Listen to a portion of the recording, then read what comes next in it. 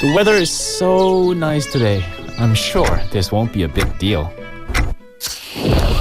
A 3-second long lapse in judgment can burn up an entire mountain, which will take 100 years to recover. We can protect these lush forests if you follow these guidelines. First, do not bring flammable materials to the mountains. Second, do not cook or camp in the mountains. Third, do not litter cigarette butts. Your small actions are the first step towards protecting the beautiful forest. This campaign is brought to you by BEFM 부산영어방송.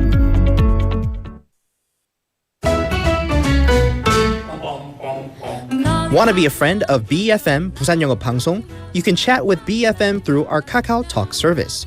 You can share your messages and photos through Kakao Talk, and you can easily become BFM's Kakao friend by searching BFM through the Find a Friend option.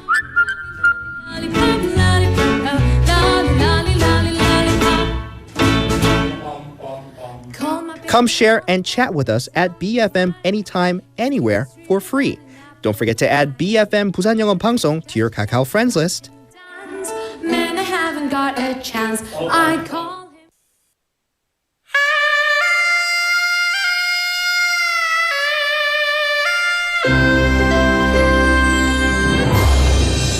The time is now 7 o'clock.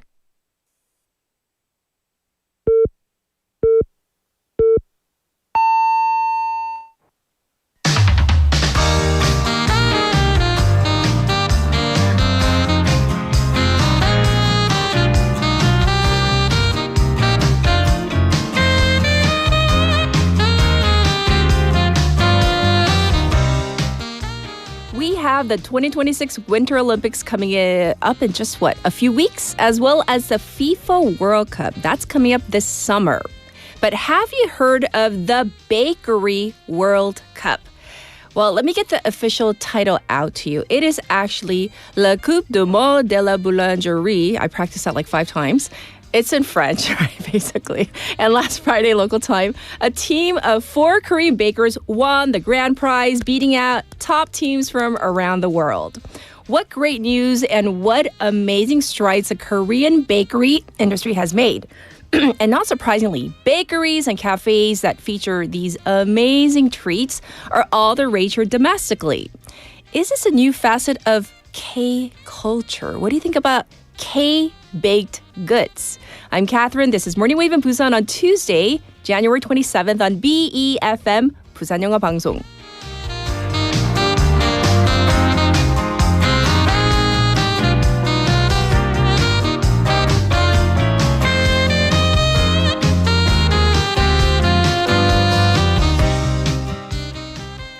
Good morning and welcome to our program. And Souvenir님, I think you're making fun of me, but thank you for complimenting my non-existing French accent. 정말 5번, 솔직히 10번 정도 연습했는데 프랑스어는 저 안 되는 것 같아요. Anyhow, so that's great news. I wanted to report on the Bakery World Cup. They beat out Team France. Can you believe that? That is pretty amazing. Anyhow, as we transition into our next story. I often talk about the need for social safety nets and networks to assist marginalized populations in our communities. And there is no better way to do this than with a warm meal. So I want to start with some heartwarming cases from local governments on this icy Tuesday morning. Here in Busan, Donggu District has opened this public ramen cafe, 끼리라면, which is a ramen cafe for everyone. And the first such cafe opened in Sujongdong, and after high demand, it is opening 2 more locations within the year. By the way, the project is funded by donations. How great is that? The project began with the intention of rebuilding social networks for isolated populations, including seniors who live alone, as loneliness has become a real social challenge. And the cafes are built so that people can come in freely without feeling pressured or embarrassed for any reason. And this has been quite successful, seeing up to 70 visitors per day and getting 30 million won in donations last year. Other municipalities are also benchmarking this project, both in and out of Busan. There is another similar project. It's called 근황드림 that started in Gyeonggi and has spread to Chungbuk province. Essentially, it's a public market where anyone can come in and get groceries for free without having to show proof of income levels or maybe social welfare cards. This serves a purpose beyond simply providing groceries. Social workers, they hold simple consultations with people who have come in multiple times and connect them to their local community centers. Social safety nets, they can come in different ways, different sizes, but making sure people are being fed is definitely an important way to make sure that everyone's basic needs are being met, especially when it's winter. And now, let's turn to our text topic. Here it is. What is something you would like to see that you want in your neighborhood, in your workplace, or just basically in your general vicinity? Like, I want this right next to me. 자, 우리 동네, 내 직장 근처, 내 생활권에 있었으면 좋겠다 하는 것은 what might that be? So think about that one, stew on that, and then you can send in your messages to BFM's live stream, live chat on YouTube. Go to the YouTube platform and type in BEFM or 부산영어방송 to find us first. And then you can subscribe, log in, and chat with other waivers. From your phone, pound 9050, shop 9050. That's going to cost you 101. You can also reach me for free on Kakao Talk. Add us as a friend first. So search for BEFM, 부산영어방송, and then click on add. And then you can send in your messages, photos too, and the ways you can tune into Morning Wave in Busan, 90.5 or 103.3 FM on the radio. And like I said, we are streaming live in real time on YouTube. If you haven't checked us out, at least do so once. Give us a chance.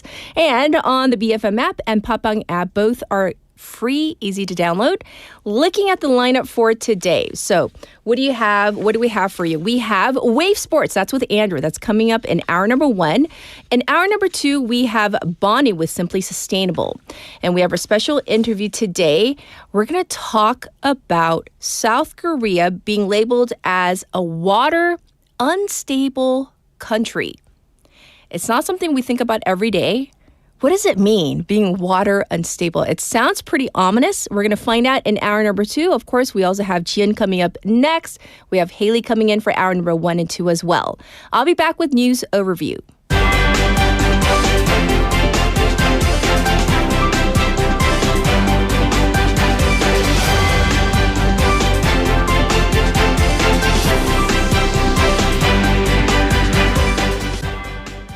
It's now 7:06, and this is News Overview.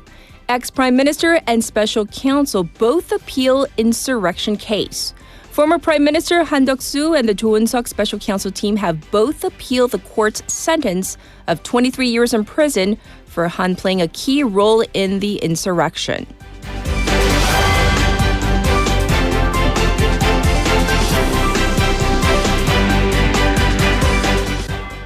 Police say at least 30 million cases of personal information leaked in Coupang case. The Seoul Metropolitan Police Agency said personal information from more than 30 million Coupang customers is believed to have been leaked, refuting Coupang's own conclusion that only 3,000 cases were leaked from its massive data breach.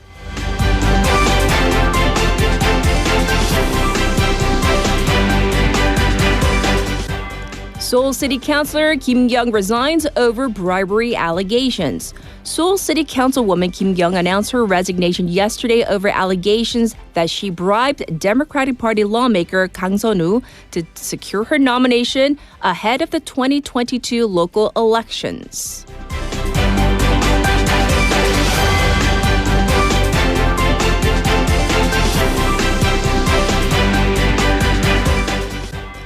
Kosdaq exceeds 1,000 points for first time since 2022. South Korea's tech-heavy stock exchange Kosdaq surpassed the 1,000 mark yesterday for the first time in 4 years, marking the highest market capitalization ever of 582.9 trillion won.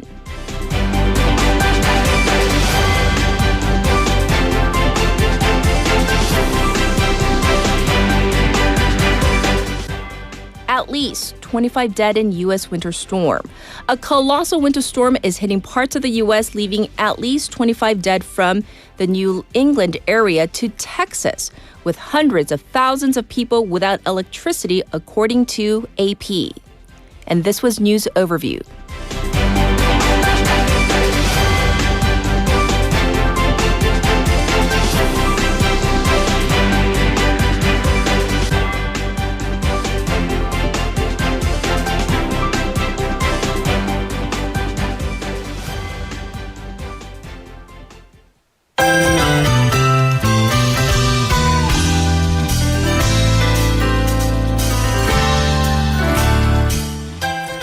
It's time for Now in Busan. We have Jian in the studio. Good morning. Good morning. Oh, it's another freezing one today. I want to get your take. What is something that you want in your neighborhood, your workplace, just, close to you? What would you like to see? Close to me. Busan is such a good city. Busan is literally good. I think Busan is good, right? Busan is good. I think I've got almost everything I need around me. But there's one thing that I really miss. What is it? Rental shop where you can actually rent comic books for a week for a really cheap price. So like 만화방? Is that what it's called? Right. Like 만화 대여점. 대여점.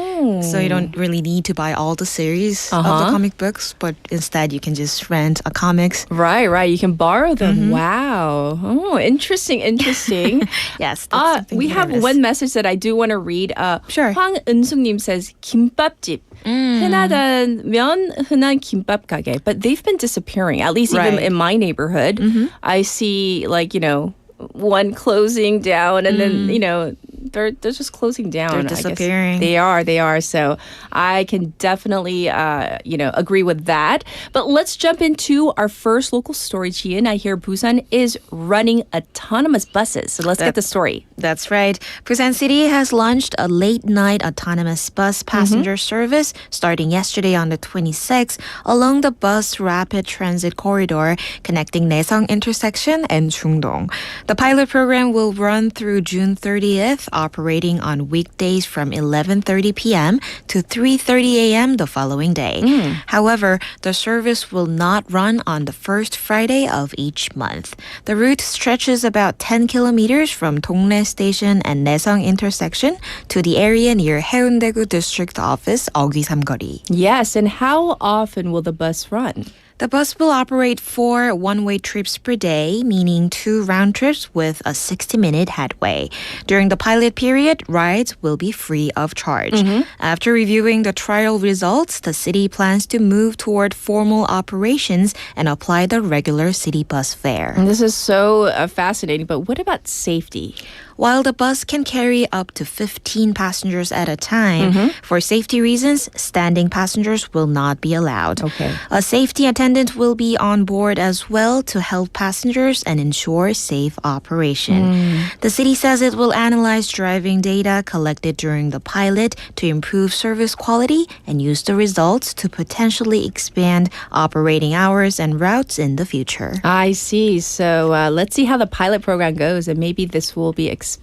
Yes. All right, let's move on to our next topic. We're hearing that graves were discovered at a site planned for construction. So what exactly happened? A large number of graves have been found at the planned site for the new building of Bukgu District Office. A total of 210 of them are confirmed to be unclaimed graves, and to proceed with construction, the graves are set to be relocated. Okay. The area had long been used as a burial ground for unclaimed graves and had reportedly been left unmanaged and effectively neglected. Among them, families have been identified for 50 graves, and compensation has already been provided in those cases. So what will happen to the remaining graves? The Bukgu District Office plans to hold a memorial rite for the unclaimed graves around March and begin the formal relocation process in April. If no families are found for the remaining graves by then, the remains will be cremated. Under current law, the cremated remains will be placed in a charnel facilities for 5 years. I see. So thanks for giving us an update on this. Moving on, we have been covering the wildfire in Gijang, and now it is time to look at the cause. What are authorities saying? Yes, as we've been reporting on the major fire in Gijang, where cold and dry conditions made it very difficult to contain the flames through the morning, even prompting evacuation alerts. Right. The fire is believed to have started at a tile factory and then spread to nearby hills, and police are investigating the possibility that an electrical short circuit involving a hot air blower and an electric fan at the factory may have caused the fire. Well, there should have been regular fire safety inspections. Wasn't this preventable? It was later revealed that the factory was an unauthorized building constructed within a development restricted zone.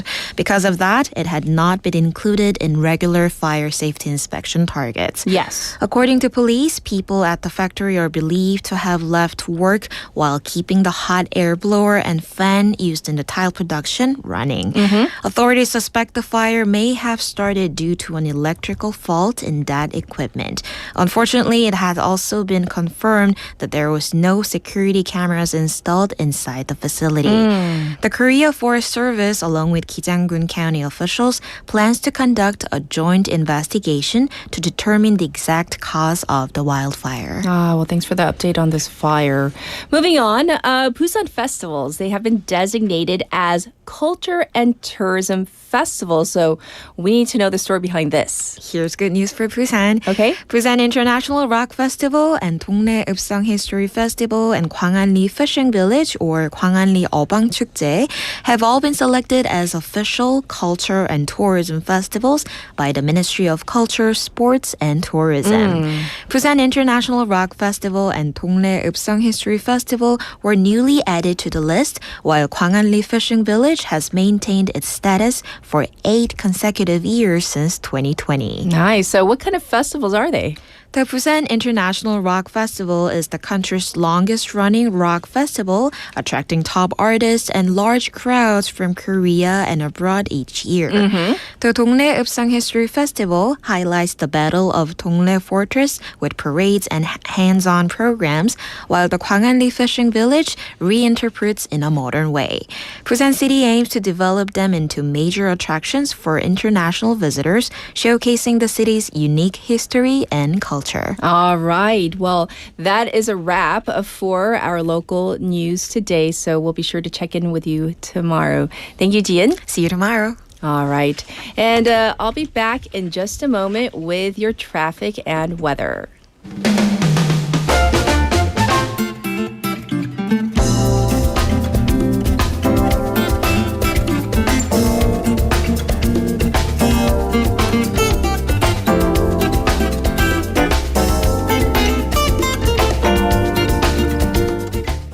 Let's talk about the traffic first. There's an accident on Luno Samsangdaero from Ulsukdo Bridge to Shinho Bridge in that direction at the entrance of the Myeongji Underpass. There is congestion on the Dongso Overpass from Hwangyong Ramp to Kaegum. Also backed up on Mandokdaero from Mandok to Minam intersection. It's also slow going on Gwanmundaero from Sujong Tunnel to Pangnam Tunnel. Currently, it is -2 degrees Celsius under clear skies here in Busan. The daytime high will go up to 6 degrees. The city is under a dry weather special report, so please, let's be careful with fires. Across the nation, this cold snap continues over the central part of the country with temperatures lingering in minus territory throughout the day. This was your traffic and weather.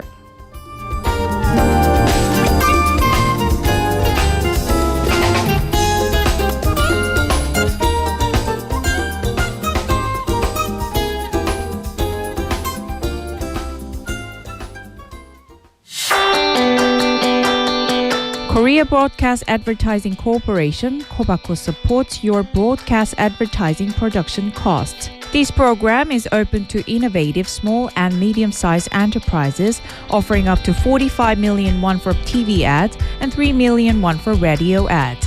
Applications are open from January 22nd to February 23rd at 6 p.m. For more details, visit the KOBACO website.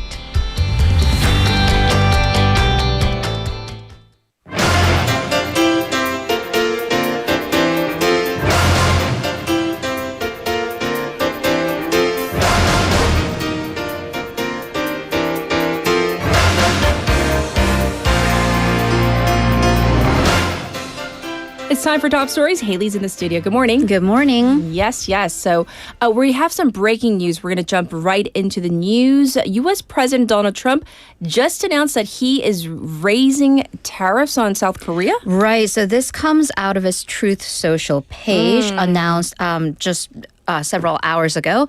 He stated that South Korea's legislature, meaning the parliament, is not living up to its deal with the United States. So this is in reference to the tariff deal that he reached with South Korean President Lee Jae-myung. And President Trump asked why the Korean legislature, meaning the National Assembly, has not approved a deal the two presidents reached in July of last year. So he stated that because Korea's legislature hasn't enacted what he called the historic trade agreement, which is their prerogative, he is hereby increasing South Korean tariffs on auto, lumber, pharma, and other reciprocal tariffs from the agreed upon 15% to what he previously announced as 25%. Oh, well, we will have details to follow. In the meantime, this is breaking news, so we wanted to bring the latest to you.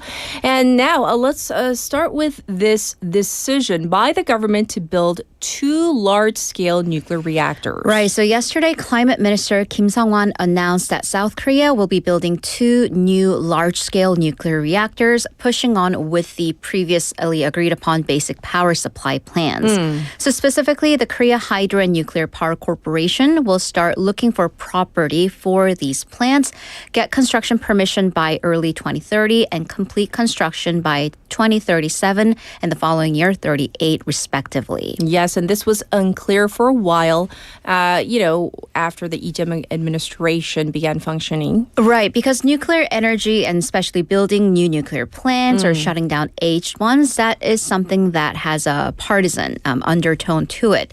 So the plans were previously set in place, but they kind of sort of went up in the air under the new administration. Okay. So during the confirmation hearing, then nominee Kim Sung-hwan said that while he respects the plans, he didn't see them building the new nuclear reactors as realistic. However, policymakers changed their stance recently upon criticism that you need a stable source of energy in this AI era, that building a nuclear reactor would be inevitable when we are in an island of sorts when it comes to power supply networks. And this turnaround, though, may incite criticism because of that sort of flip-flopping and therefore wasting time. It did take the plans away from the planned timeline. I see. Let's move on to our next story. Another major trial for a member of the former Yoon Suk-yeol administration has started. So let's talk about the trial surrounding former Justice Minister Park Sung-jae. Right. So the Seoul Central District Court under Chief Judge Lee Jin-kwan held the first hearing into former Justice Minister Park Sung-jae's case. So Special Counsel Cho Eun-suk's team, they have charged Park with allegedly playing a key role in insurrection, which is 내란 중요 임무 종사, abuse of authority, 직권남용, and violation of the Anti-Graft Act. 부정청탁금지법 위반 혐의.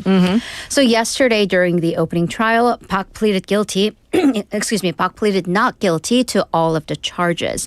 And he said that as the cabinet member, he actively tried to stop martial law, but the former president refused to listen, and he said he apologizes to the people. Yes, and so walk us through the charges. Right, so in terms of the insurrection role, he's accused of having convened a meeting of directors at the Justice Ministry, reviewing sending prosecutors to the Joint Investigation Headquarters, and checking over whether there was enough room at detention facilities as part of former president's martial law imposition. So Park Sung-jae, he comes from a prosecutorial background and was one of the first people ex-president Yoon Suk-yeol called to the presidential office on the night of martial law. He also faces allegations of having received a request from then First Lady Kim Gon-hee to not press charges on a case that was under investigation. And it is important to note that this case is being handled by this particular criminal division. Right, so this is the Seoul Central District Court, Criminal Division 33, under Judge Lee Jin-kwan. So this name might sound familiar as he was the presiding judge in former Prime Minister Han Duck-soo's case. Yes. So this is the very court that found ex-Prime Minister Han guilty of having played a key role in insurrection and also made it clear that the martial law imposition was indeed an act of insurrection and a self-coup. So that is the ruling that is expected to very much affect Park Sung-jae's trial. Right. All right, we're going to leave that there. We're going to move on to real estate for our next story. The polarization between apartment prices has gotten real extreme. Right, so the price difference between the top-priced homes and lowest-priced homes in South Korea in the apartment market last month came to 14.45. What does that mean? 14.45 times the price difference between the top and lower homes. That's according to the Korea Real Estate Board. So as of December last year, the average home prices, so in Korea, in terms of real estate, they divided up to 5 different tiers. Yes. So average apartment prices in the top tier came to 1.3 billion won. That's 13억 won. And the lowest, 92.9 million won. So not even making it to the 1억 won range. Okay, so I'm assuming that these top-tier homes are in Seoul? And specifically what part of Seoul? Gangnam? Yes. So especially the Gangnam 3 districts. So Yes. Gangnam, Seocho, and Songpa-gu districts. And also alongside the Han River. These high-end homes spiked in prices last year. On the contrary, non-capital areas did not really get out of that housing rut, the home price rut, wedging that divide even further. So according to the Real Estate Board, Seoul home prices increased by nearly 9% on average. But when we're looking at Songpa, for example, Yes. 22%. Ooh. And that when we're talking about billions of won, that is a huge Right. amount. For non-capital areas, though, they saw negative growth, meaning their prices actually fell overall, except for a handful of regions. Yes, and President Lee Jae-myung put his foot down regarding multi-homeowners. Right, we reported on this yesterday with him saying that the government will not be extending this exemption of the heavy capital gains tax for owners of multiple homes. Yes. So this is the 양도소득세 중과세 system for multi-homeowners. Basically, if you own 3 or more homes, the tax that you are taxed on your gains after you sell a home, that can go up to 82.5%. That's with the central government and the regional tax. Okay. So even if, say, someone who owns 3 or more homes made profits by selling their home, 82.5% of that is going to be taxed. So you're not really making profits. So the former Yoon Suk-yeol administration extended that suspension on the tax every year that he's been in office to activate the real estate market. This administration is putting an end to it. Well, has the announcement to bring back the tax had an effect? Right. In terms of the official numbers, we're going to have to wait a few months. But real estate agents in the hotbed areas are saying that over the weekend, some homeowners did come find them rushing to sell, even lowering their prices by 50 to 80 million won and asking to, quote unquote, get rid of the homes before the tax is implemented in May. I see. All right. We're going to switch gears once again and talk about drones because they have become such an integral part of military operations and even everyday life. Let's talk about how they have impacted South Korea. Right. So drones have become a source of tension between the two Koreas, and we're talking both ways across the military demarcation line. So investigating currently is ongoing in South Korea into a civilian who apparently worked in the former Yoon Suk-yeol government who's facing allegations of having flown a drone to North Korea. And then in December of 2022, a North Korean drone was spotted flying near the presidential office. Yes. And in fact, though, according to a 서울경제 exclusive, there have been over 500 unauthorized drones that flew into the no-fly zone around Cheongwade in the past 6 years. Okay. So the thing that's interesting in South Korea, when we say drones, it's usually for military purposes in other countries. Okay. But experts are saying that drones are used more for domestic political reasons for the two Koreas. That's because drones, unlike traditional military projectiles like missiles, are hard to trace where they came from. So it's kind of easy to spin the narrative. Ah, okay. But that makes the situation even more tense? Exactly, because we are not sure. And that adds to the psychological aspect for private citizens. So experts are saying that North Korea's missile attacks, when we report on them, they're usually flown into the ocean. Okay. So the South Korean public isn't really affected by them, or at least psychologically, they don't affect us directly. Sure. However, drones, they can fly right over your head, so that can incite fear. Right. And the number of people with drone licenses, that figure has gone up by 13.6 times between 2020 and last year. So with this increased civilian drone usage, experts are saying that there are risks of further tensions escalating. I see. So this is on the peninsula. How do other countries use drones? Surveillance, war. So for example, Israel uses it extensively for surveillance in Gaza. Okay. The United States also has these stealth drones, meaning you cannot see them. They use to monitor ex-Venezuelan President Nicolas Maduro.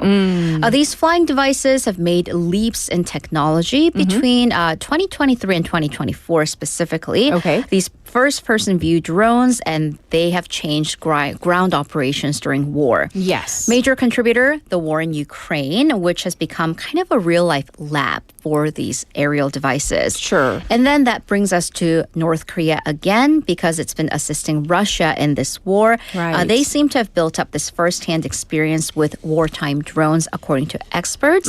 And one expert, for a final point, goes as far as to say that North Korea was the first Asian country to use drones militarily, and that can go back as far back as 1990s. Oh, yes, yes. So the state of drones. Finally, we're going to go to the U.S. and get updates from the unrest in Minnesota. Right. So protests have continued in Minneapolis and other U.S. cities on Sunday, local time. And former President Barack Obama, as well as other prominent Democrats, they have called this killing a heartbreaking tragedy and a wake-up call to all Americans. U.S. President Donald Trump, for his part, he said his administration is reviewing everything, and this, of course, is after the fatal shooting by Immigration and Customs Enforcement agents of the 37-year-old nurse Alex Preddy. That was on Saturday. Also, though, things seem to be a little bit calming down a bit between the Trump administration and the local authorities. Okay. So earlier, President Donald Trump and Minnesota Governor Tim Walz had what they called a productive call, with the Minnesota Governor Walz saying he pushed the president for an impartial investigation and also to pull back the ICE agents and Border Patrol agents. It seems that this might be happening, at least in parts, in a bit. And one unlikely group is calling for a full investigation. And that would be the gun lobby. Oh. Right. So Alex Preddy was a legal gun owner who had a legal license to carry a firearm, and he had a gun on him at the time of his death. Right. The gun lobby, including the biggest National Rifle Association, the NRA, they've been calling for a full investigation. For listeners wondering, well, why is that such a big deal? Because the NRA, as well as the gun lobby, they usually fully side with President Donald Trump. Right. However, some members of Trump's cabinet, including Department of Homeland Security Secretary Kristi Noem, posted on social media, basically alluding if you approach law enforcement while carrying a firearm, there's a big chance that the law enforcement might be legally justified in shooting you. And that has incited a lot of opposition from the gun lobby. Right.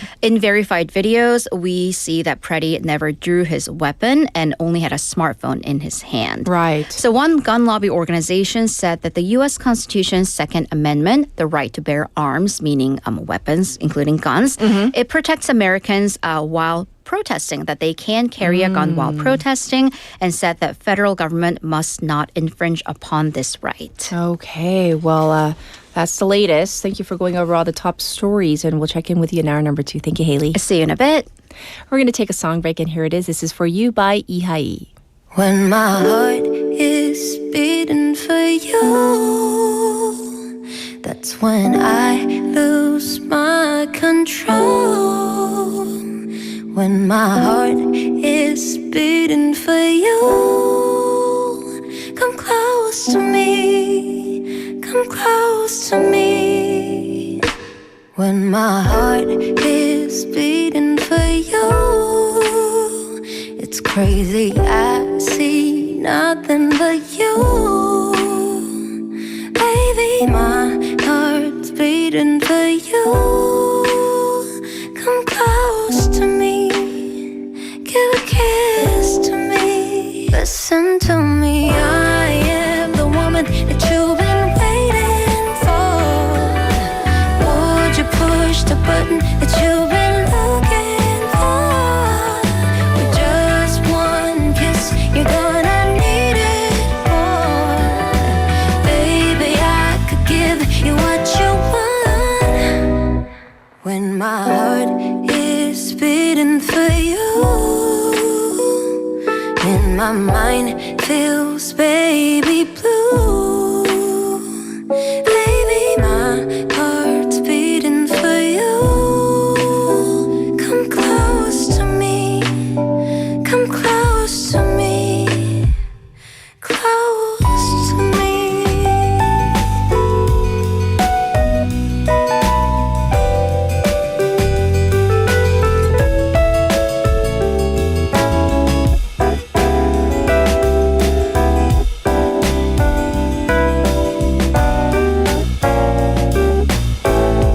Listen to me, I am the man that you've been waiting for. Would you push the button that you've been looking for? Just one kiss, you're gonna need it more. Baby, I could give you what you want. When my heart is beating for you, and my mind feels baby blue. Baby, my heart's beating for you. Come close to me, come close to me. When my heart is beating for you,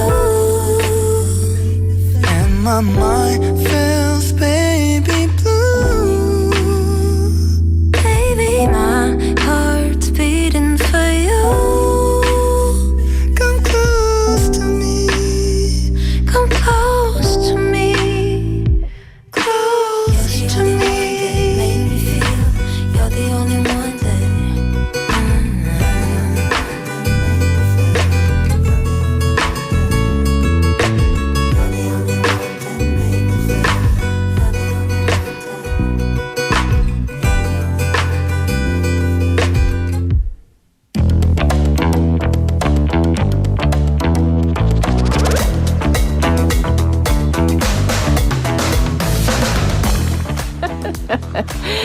It's time for Wave Sports. We have Andrew here. What is going on? Yeah, I don't know. I don't know. We don't plan this. We are so We don't plan these things today. No. I mean, and it's such like I don't want to say it's not exact, but it's not exact, but it's close the enough. Same. Yeah, it's close enough. Definitely, and like it's on the same. Would you say? Oh, yeah, I didn't close the curtains. Yeah, shame on you. I'm so sorry, PD Nim. Making our sick PD Nim get up. Yeah. Well, you got to keep moving. That's part of getting better, right? You know what I mean? Uh-huh. But yeah, it's in the same palette, I think. The same color palette. You know, definitely. So Yeah. Layla's enjoying it. Oh, thank you. Yeah, I usually match with Haley. Yeah. Not on purpose. The night before. What are you wearing tomorrow? Oh, you're going to wear the blue collar shirt with a V-neck? I'm so happy that I just did that voice, but you did something very similar, so Yes. it's not as not as that awkward bad. or weird. Yeah, it's not Yes, that yes. bad. Hey, So- text topic time. Oh yeah, let's hear it. Yeah. What is something you want in your neighborhood or workplace or your general vicinity? Oh. Can I go first? 'Cause Yeah, everyone's let's asking hear it. me. Yeah. I want a great breakfast burrito place that is inexpensive. I miss Yeah. breakfast burritos. Like, just like it can be a food truck or just like a Yeah. really small, like, Sure. humble place. Yeah. But just like, I need it. And there are none in my neighborhood. Yeah, I would like, okay, I'm going to go down the same road Okay. as you because I think I can find pretty much everything in my neighborhood. Except? Around my work, maybe not so much, but I don't spend that much time there. So it's, it's. You're in and out. Yeah, exactly. But around my neighborhood would be a place that sells or serves, just breakfast. Yes. Not in a sense, and I don't necessarily mean like your typical American breakfast or something like that, but a place that's open at 7. Except for the 국밥 places that are 24/7. Yeah, that's I a little love different. 국밥 once in a while, Yeah. but not yeah. like every day. Yeah, so like, or even like there's not too many coffee shops that are even open at 7 a.m. Do you know what I mean? Like it's only become in recent years that it Yes. was maybe like 9 a.m. they were open. Other than maybe 2 or 3 big chains. Yes. So I would say like a breakfast place. Now I know people go, there's lots of brunch places around. It's yeah, not the but same thing. It's not the same. I'm not saying breakfast that's going to cost me 25,000 won. Exactly. I want something a little bit cheaper. Or in your idea as like a breakfast burrito or maybe a good like not ready-made, but like that they're making it to order breakfast sandwich Yes. place. Oh, yeah. Not something that's been made in a factory and then brought in. Right. Yeah. Oh, now I am so hungry. Yeah. Like, Leslie's asking, like a brunch place? Like, they have brunch places here Yeah, in there's Korea. lots of brunch places. But let's face it, they're a little fancy and a little pricey. Yeah, they're a little Yeah. fancy, a little pricey, and I like to reserve those for when I'm like, maybe I'm going to go with some friends Like it's a or, my Right. wife and I, or I'm going with the kids or something like that. Yeah. I agree. So, Now that we're fully hungry, yeah. let's Moving jump on into to some sports. some What's going on? NFL. Yes. All right. So we had 2 NFL Conference Championship games, and we're going to get to the one that meant the most to me. I have a clip for it here. And Leslie, I'm sorry. Here in this half, this to tie the game. And the kick, no good. Just impossible conditions here in Denver. Rushing 5. This is a deep throw, and it is picked off. Intercepted. Waiting for it was Gonzalez. Beat him with his legs. As Ellis runs after him, and May got there. Drake May outraces the defender. And the aggressive call by Josh McDaniels sends New England to the Super Bowl. Yeah. Leslie Miane, I'm sorry. All right. So here we go back to the Super Bowl, or what will be the Super Bowl, when a few familiar places. Now in the AFC game, the New England Patriots edged the Denver Broncos in a low-scoring grind that came down to a late-game execution. And you could hear it. That was probably the last 2.5 minutes that clip was. And when the announcer said impossible conditions in Denver, it seemed like entire North America, Canada and the U.S. just were slammed this past weekend with some weather that was, I don't want to say it was bothersome, but it was a lot more than that for a lot of people. And you could see it in this game. It was almost one of those points where if someone who doesn't know American football or even like European football, and there's snow like this, they're like, why is they still playing? No, that's what they would say, right? But it ended up being 10-7, that game, which is, that's pretty low scoring, really. Yes. Which sends them back to the Super Bowl. Now, out west, I'm very, very sorry to you as well, Kat. Our bet will not really happen. Yes. The Seattle Seahawks survived a spirited challenge from the LA Rams in OT, holding on for a 31-27 win game. That was back and forth. Now, obviously the weather didn't play into it as much as it did in Denver. Right. But a 31-27 game was definitely exciting. And if anybody watched the highlights for this or watched it live, it was definitely one of those games where you could see yourself going, oh yeah, okay, we got it. Oh no, oh okay. So like you're back and forth. So this sets up a heavyweight Super Bowl matchup between Seattle and New England, a clash of contrasting styles. Now the Seahawks, I think they have a lot of momentum, but the Patriots, it's just, I don't know. It's one of the reasons why everyone loves to hate the Patriots. Yes. Because they've been there many times. They're always there. Now, yes, I know we'll have a week off this coming week, and then it'll be the Super Bowl the following week. So I'll be back with a lot of that, maybe talk about some halftime show stuff, things like that, and get everyone going for that. All right. So both of our teams are out. No, my team's in. Oh, yeah. Oh, actually, my you're team's right. in. Oh, yeah. Oh, you and congrats. Leslie. You and Leslie. Leslie says, can we discuss that New England were white, so they were basically invisible on the field? Well, I think the home team gets to choose the what color they're going to wear, and the other team has to wear that. So, I don't know. Okay. Sure, they should have used a white ball. I don't know. Yay. Whatever. Okay, let's move on. The Rams are out. Let's move on. Bye-bye, Rams. Bye-bye. Yeah. Moving on here to some UFC. All right. So it was the first official event of UFC for UFC in 2026. Yes. Also, they're on a new platform as well. They moved off the old one, and hopefully it'll be a lot easier for people to watch. If anyone's a UFC fan, they know what I'm talking about, but I don't want to get into that. All right, so this one here was in Las Vegas, and Justin Gaethje captured the interim UFC lightweight championship with a hard-earned unanimous decision over rising star Paddy Pimblett. I say rising because I feel like he's been around for a few years now, but he hasn't reached the level that people maybe thought he was going to, but I think he can still get there for sure. Yes. At UFC 324, not 2, sorry about that. Now, in a 5-round slugfest, Gaethje's experience and relentless pressure eventually swung the judges' scorecards in his favor, handing Pimblett his first promotional loss after a spirited performance that saw him go toe-to-toe here against quite a few other veterans as well. Now, the rest of the card featured several stand-up performances that could shape the divisional pictures moving forward. A lot of people looked at this card where it was some second chances for some fighters and also a chance for some other fighters to put them right there or thereabouts for a title shot. Okay. All right. And none other fight than this would have been Sean O'Malley, who snapped he had a 2-fight skid here, so he lost 2 in a row. But it was against Korean Song Yadong, boasting his title hopes again. Yes. Now, this also would have put Song right in the mix as well, because I think it probably would have been a little bit of an upset, but it also would have, shined a light on him some more. Sure. But this is not the end for him by any means, so hopefully he'll be back as well.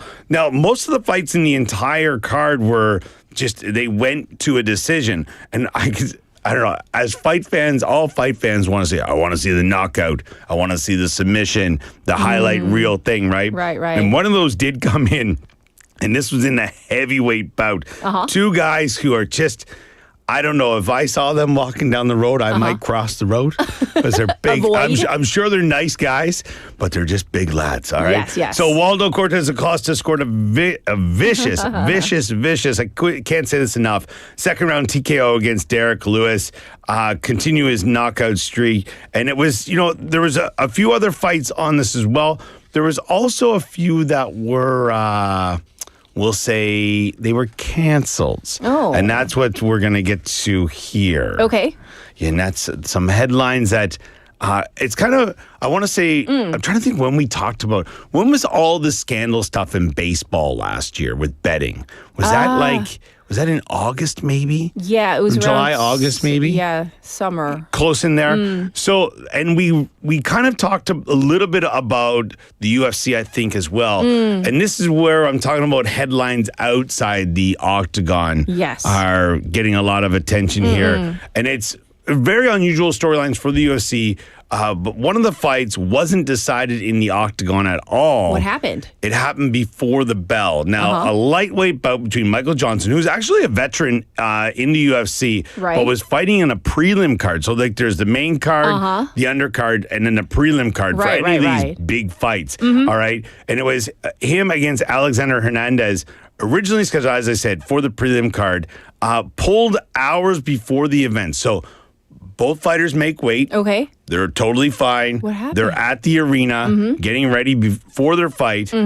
But it was pulled hours before the event after a significant shift in betting patterns triggered warnings from the promotion's gaming integrity service. This has happened, I think it was once before. I listened to a podcast, and UFC president Dana White was talking about this, and this is how...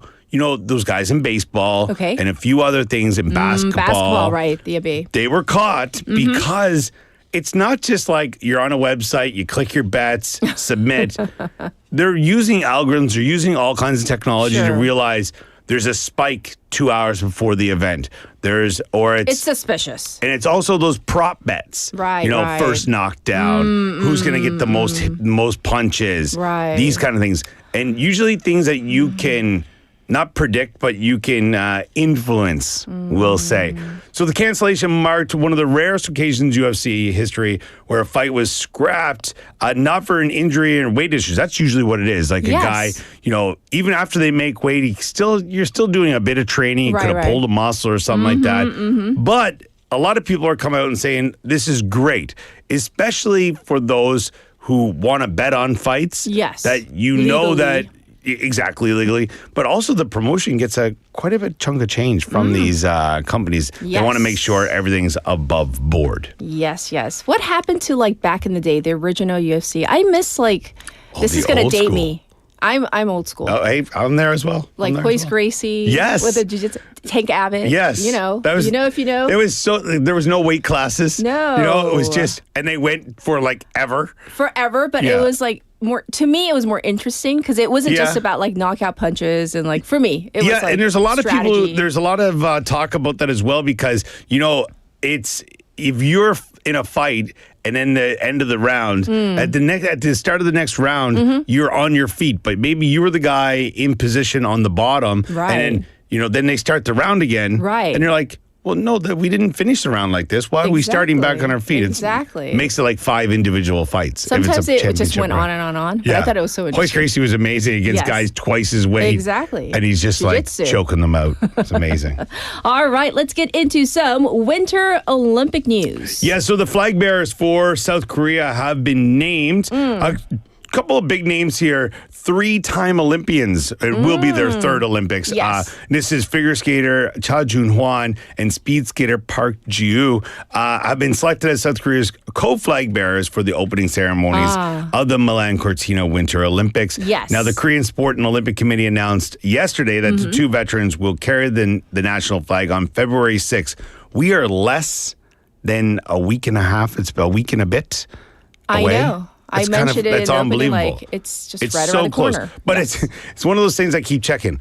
Are the venues finished? Are the venues?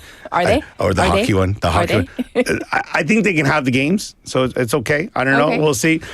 So it is, as I said, both athletes are set to compete in their third Olympics. Now, Cha heads to Italy after a strong final tune-up, finishing second at the Four Continents Figure Skating Championship, and continues to build on a career that already includes a historic 5th-place finish at the Beijing Games. Now, I want to say, I think he's probably in his best form of his career as well going into this. Like I said, second in this, tune-up, if you will, before. But I feel also, I was reading a few other articles that are saying that he's trying to keep things, simple, but less quads. Yeah, well, I think that might be for a lot of these skaters as well. Just make sure you land all of your jumps. Get all your spins in and things like that. Now, Park Ji-woo, meanwhile, brings her own Olympic experience back to the global stage.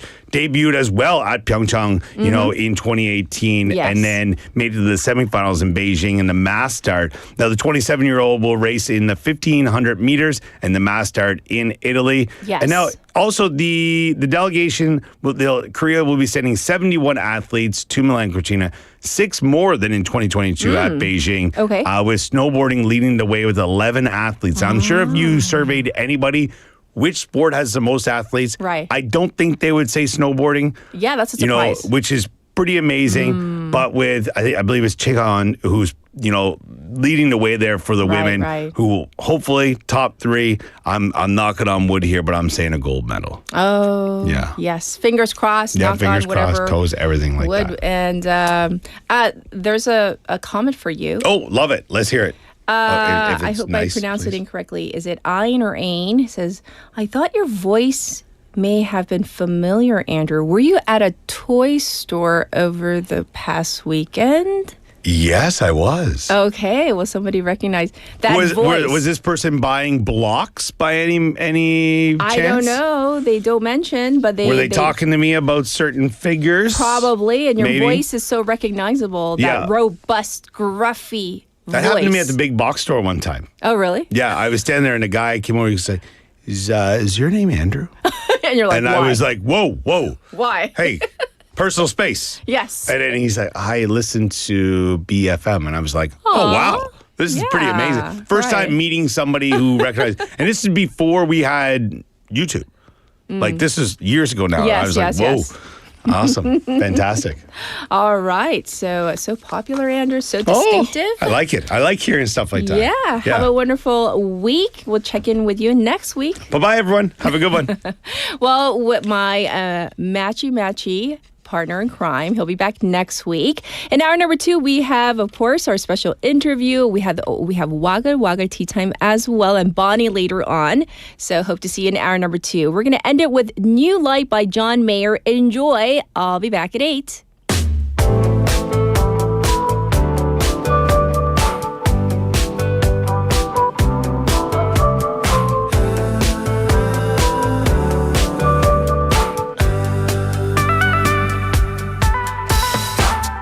I'm the boy in your other phone, lighting up inside your drawer at home, all alone, pushing 40 in the friend zone. We talk and then you walk away every day. Oh, you don't think twice about me, and maybe you're right to doubt me, but if you give me just one night, you're gonna see me in a new light. Yeah, if you give me just one night to meet you underneath the moonlight. Oh, I wanna take 2, I wanna break through, I wanna know the real thing about you, so I can see you in a new light. Take a ride up to Malibu, I just wanna sit and look at you, look at you. What would it matter if your friends knew?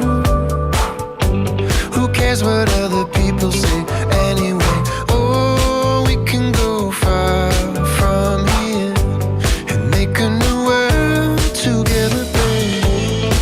'Cause if you give me just one night, you're gonna see me in a new light. Yeah, if you give me just one night to meet you underneath the moonlight. Oh, I wanna take 2, I wanna break through, I wanna know the real thing about you, so I can see you in a new light.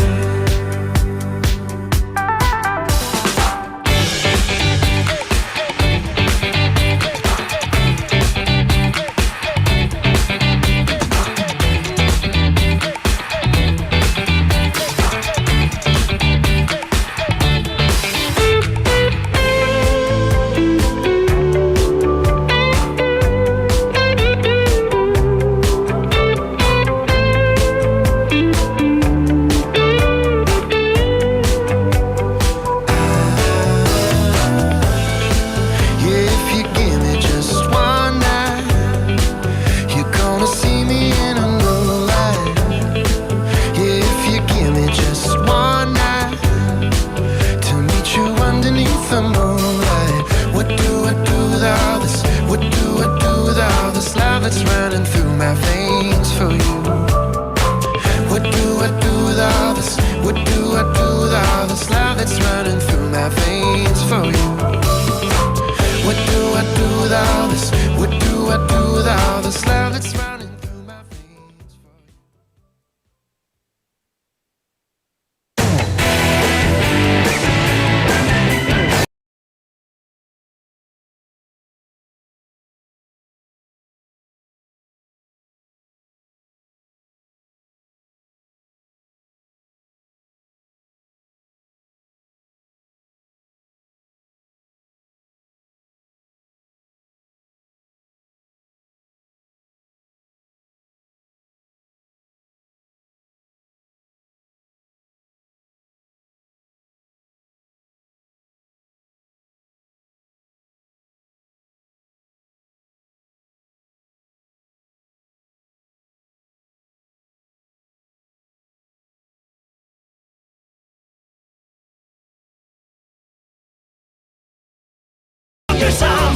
여기가 인생마차 불타는 마차 열받을 상급 불막 열성 창원문의 1588-9376. 아팠던 분들에게 보험 가입의 기준 너무 높죠? 하지만 간편 건강보험이라면 어떨까요? 고혈압, 당뇨, 디스크가 있어도 몇 가지 질문만으로 간편하게 가입 가능. 유병자 걱정 덜어주는 현대해상 간편 건강보험. 심사 기준에 따라 가입이 제한될 수 있으니 유의사항을 확인하세요. 혹시 지금 운전 중이신가요? 어린이 교통사고 피해자 수는 지난 3년 평균 약 9만 명. 특히 어린이 보호구역 안전 기준이 강화된 이후에도 어린이 보호구역 내 사고는 지속적으로 발생하고 있습니다. 스쿨존에서는 반드시 시속 30km 이하 서행, 스쿨존 내 불법 주정차 금지, 차량 출발 전 앞뒤 좌우 살피는 습관으로 어린이가 안전한 도시를 만듭니다. 참, 운전 중 휴대전화 사용은 모두에게 위험합니다. 우리 모두를 위한 교통안전, 나부터 실천하면 모두가 안전해집니다. 어린이가 안전하게 뛰어놀 수 있는 부산. 아이 키우기 좋은 도시는 우리 모두의 미래이자 희망입니다. 이 캠페인은 어린이가 안전한 부산을 만드는 은행, B&K 부산은행과 함께합니다.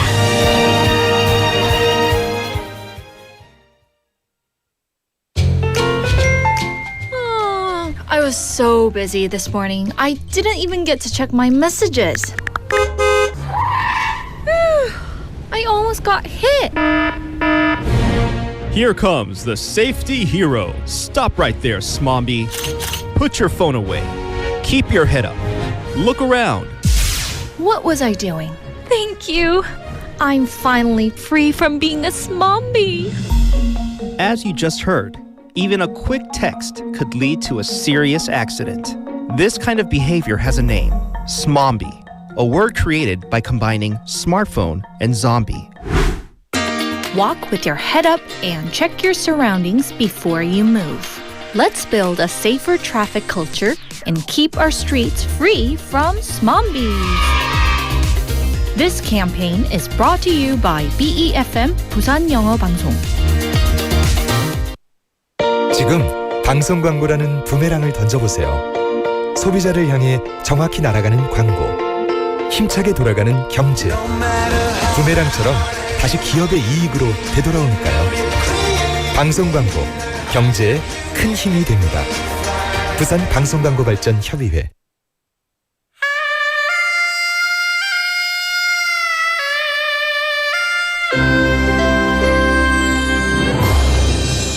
The time is now 8 o'clock.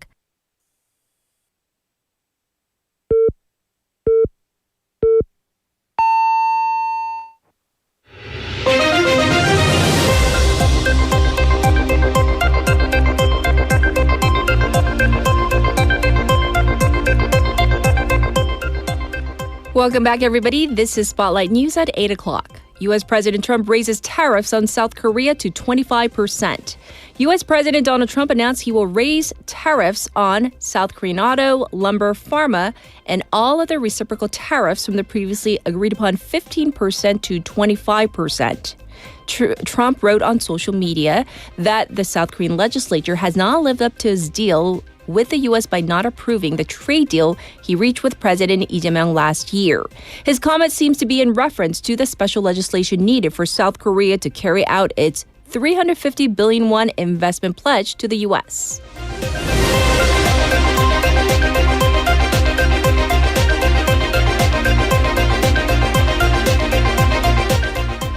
Ex-Prime Minister and Special Counsel both appeal insurrection case.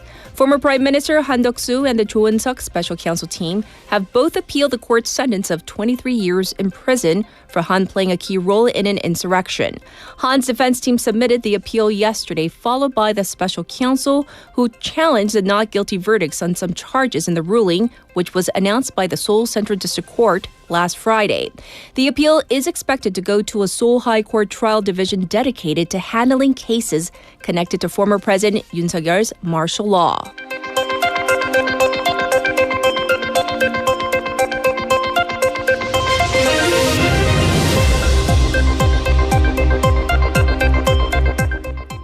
Police say at least 30 million cases of personal information leaked in coupon case. The Seoul Metropolitan Police Agency said personal information from more than 30 million coupon customers is believed to have been leaked, refuting Coupang's own conclusion that only 3,000 cases were leaked from its massive data breach. The police have sent interim Coupang CEO Harold Rogers a third summons to question him about the circumstances surrounding Coupang's own investigation. Meanwhile, a special investigation team looking into Coupang's labor issues has summoned former CEO of Coupang Fulfillment Services, Sung-hwan, as a suspect in a violation of the Severance Pay Act case.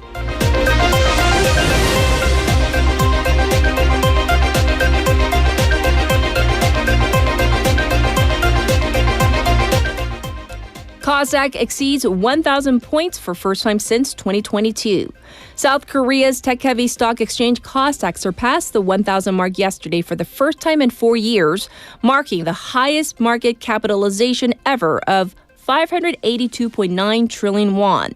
The secondary stock index ended the day at 1,064.41, 7 points higher than the previous day, on the back of renewed investor optimism driven by foreign investors and domestic institutions. The benchmark Kospi index surpassed the 5,000-point mark earlier in the day, but ended trading at 4,949.59.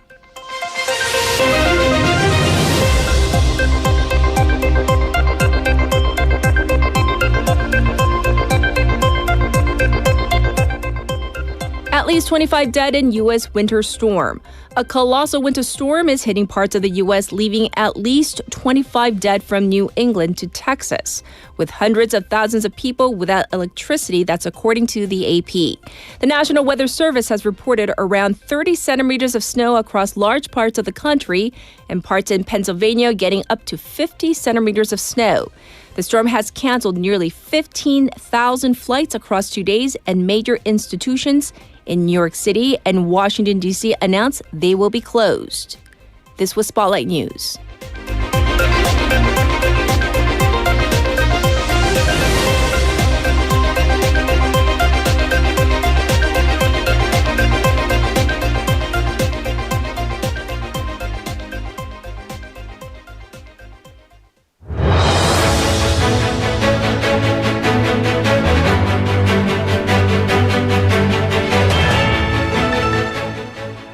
It's time for a special interview on this Tuesday morning. Sometimes in the rush of daily life, it's easy to take water for granted. But according to a recent UN report, South Korea has been described as a water unstable country, despite appearing to have abundant water resources. The report also warns that the world has entered an era of global water bankruptcy, affecting billions of people. Today, we're going to unpack what this designation means and how serious the situation really is. It also makes us ask whether our current approach to managing water is enough for what lies ahead. Joining us today is Professor Amber Wooditch, Regents Professor, President's Professor, Director of the Center for Global Health, and MacArthur Fellow at Arizona State University. Hi, welcome to the program. Hi, thank you so much for having me. Yes, so I have to say, it was surprising to hear that South Korea was labeled as a water unstable country. So first up, why was Korea given this label? If you can explain what that actually means and why people often misunderstand what this term means. Absolutely. Well, as a water expert, I too was surprised to hear that this label had been applied to South Korea. But when we look a little more deeply into what the report is trying to say, it is important to acknowledge that every country, no matter how good its water supply or infrastructure, is being impacted by climate change. So facing challenges like monsoons and heavy rains that can lead to landslides and flooding, or droughts and water shortages, are changes in our global climate that require attention from every country. And so in this respect, I do think it's appropriate for us to reflect on what changes we might anticipate in the future and how each country can best face them. Yes. And the UN is now using the word water bankruptcy instead of phrases like water stress. Why does the wording matter? So what the UN is arguing here is that it's important to recognize that there have been changes that occurred in the global climate that we cannot recover from. So when we think about melting glaciers or land subsidence where the water table has fallen to the extent that the land collapses, these are things that we cannot easily fix. And I think that this is what the report is trying to draw people's attention to. It's especially important for understanding the ecological impacts of water problems. But I'm a human environmental social scientist, and I always think a lot about the human impact, about how we label things. And it's important not to be overly alarmist because we know that for humans, if we use words that are too alarming, we might not have the healthiest and most adaptive responses. So water bankruptcy is not perhaps a term that I would use. I see. Thanks for explaining, though. And from your research, how does water insecurity start showing up in everyday life before it becomes like extremely obvious? Yeah, when I started doing this work 20 or 30 years ago, we thought a lot about societies that hadn't yet gotten piped water and how people experience water when they have to haul it from a well. But nowadays, we're seeing water insecurity show up in high-income countries like the US or South Korea. And one of the first signs is bottled water drinking. So people may not feel that their water is safe, that the quality isn't high enough, or that they can't afford to perhaps have a high-quality filter on the water. Another problem is issues with affordability, like they feel that the water costs too much to do the things they need to do, and intermittency. So when piped water systems start to get old and they've not been well maintained, sometimes there are shutdowns that become more frequent. So these are the first three signs we tend to see. I see. And, the report says this isn't just about how much water we have, but how it's actually managed. So when management breaks down or goes awry, what does that look like for people?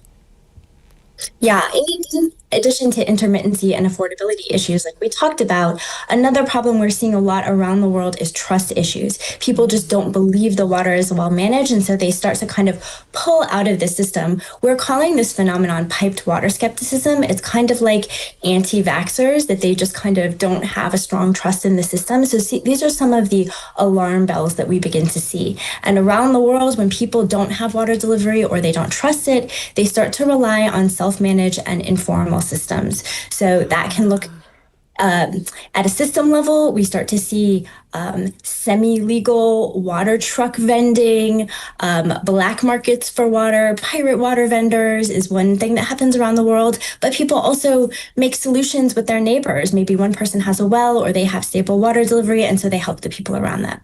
Right. And going back to the term that piped water skepticism, I mean, even here colloquially, here in Korea, I don't know many people who actually drink the tap water, even though the government assures us that it's safe to drink. Most people I know use a water filtration system, or as you said, get water delivered, bottled water, things like that. So why do you think that exists, that thinking like, hey, even though studies show the water is safe, we still feel a little unsure about drinking tap water? I think some of it is owing to misinformation or even disinformation, but more seriously, we know that there are all kinds of contaminants of emerging concern that are not tracked by national health organizations, and people have a reasonable uneasiness about this. So I think it's a combination of people perhaps not understanding their risk level and also not being confident that their risk level is being tracked and assessed appropriately. I see. That makes perfect sense. So how helpful is it to see South Korea's situation as part of a bigger global pattern of water insecurity? I think it's helpful and actually very exciting to think about South Korea as one model in the world that we can use to think about how to confront the water challenges we all have. So one of the reasons I was so excited to be on this program is that we've just completed a study that is led by a South Korean early career scholar, Choi Len-ho, and it's just been submitted to the Korean Anthropology Review, in which we study South Korean people's views on water insecurity. And did you know that some of the most healthy and productive views we've we've ever documented in the world are ones we found in the study. So we found a common view of the idea that water is survival and water is a human right. We found that people had a view that everyone is responsible for caring for water and a belief in good governance as being important. And these are exactly the kinds of things that we like to see in a society that is well positioned to address climate change. Additionally, because of South Korea's water wealth and its technological advancements, it's a very good position to innovate ways to confront challenges of climate change. Oh, interesting. Thank you for sharing that information with our listeners today. For some, it kind of might feel like, well, how does this affect me? Is this a real problem? How big is this problem? And maybe you can address that, plus what some realistic things that everyone, lay people like myself, we can do to, address this issue. The 4 things we found are a perfect place that anyone can start. So this idea that water is survival is a norm that only persists if it's nurtured. And every day you can live it by offering someone a glass of tea or a drink of water, paying attention if someone seems dehydrated, and supporting them. These are simple things we all do in our life, but if we all participate, then it uplifts and holds this norm. Similarly, the idea that water is a human right and good governance is something we can all participate in is, this is a common good that if we all chip in, it's available to everyone. And, this idea that everyone is responsible means that if we all just take a small piece of the puzzle, we can solve it together. I see. And I have one additional question for you. It's not on our slate of questions, but I'm very curious. When a country is labeled water insecure or, water unstable, is it reversible in terms of getting back to this, this situation where you are water stable, that there is enough water and we don't have to worry about water insecurity? Perhaps on a very short-term scale, there can be some progress made, but I think it's also important to acknowledge that the reality is that our global climate is becoming more unstable. And so really probably the mindset that I think is the most productive is to think of how can we continually adapt and respond in the most productive way to these challenges. I see. Well, thank you so much for coming on air with us and to really educate us about what all of this means. Thanks for joining us today, Professor. Thank you for having me. This was Professor Amber Wooditch, and we talked about this whole label. And by the way, it is the Korean media and the coverage that use this word, water unstable, for a lack of a better term, and hence that's why we used it. And I hope that this was informational to all of you out there. I'll be back with our updated traffic and weather. Good morning. Good morning. Good morning입니다. Good morning. 좋은 아침입니다. Morning wave in Busan. Morning wave in Busan. Morning wave in Busan. Major news, local buzz, and expert takes. It's all here on Morning Wave in Busan. Brighten up your morning commute with Morning Wave in Busan. Morning wave in Busan.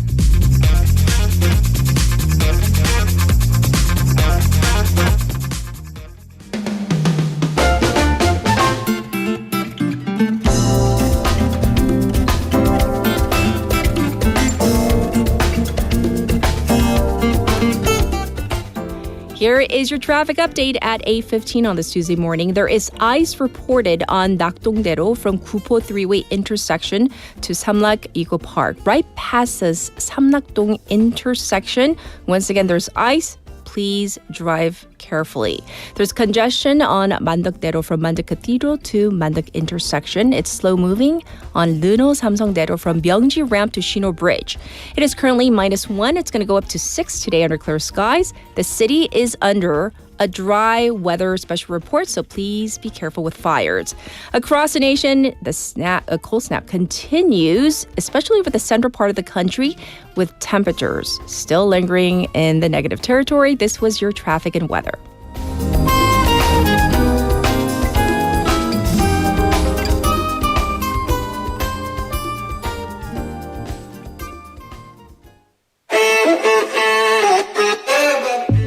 And this is I Like Me Better by Love. To be young and in love in New York City. Do not know who I am, but still know that I'm good long as here with me. To be drunk and in love in New York City. Midnight into morning coffee. Burning through the hours talking.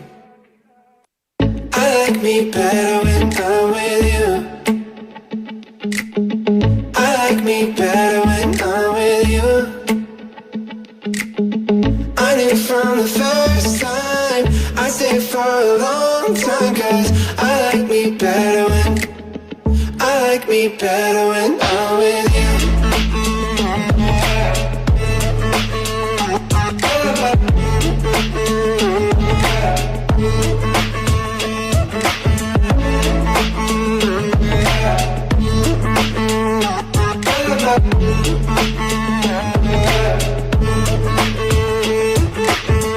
I don't know what it is, but I got that feeling. Waking up in this bed next to you, swear the room, yeah, got no ceiling. If we lay, let the day just pass us by.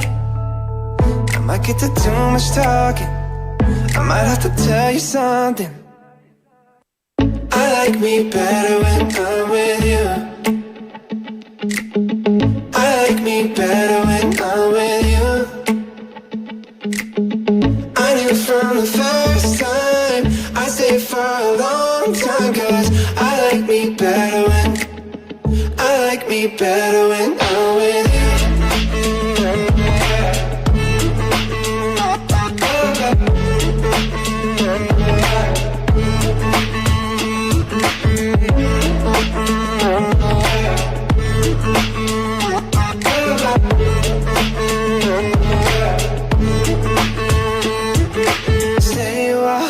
Stay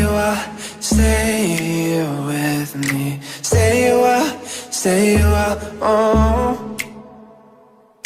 Stay a while, stay with me. Lay here with me.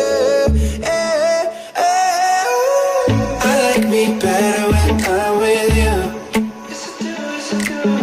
I like me better when I'm with you.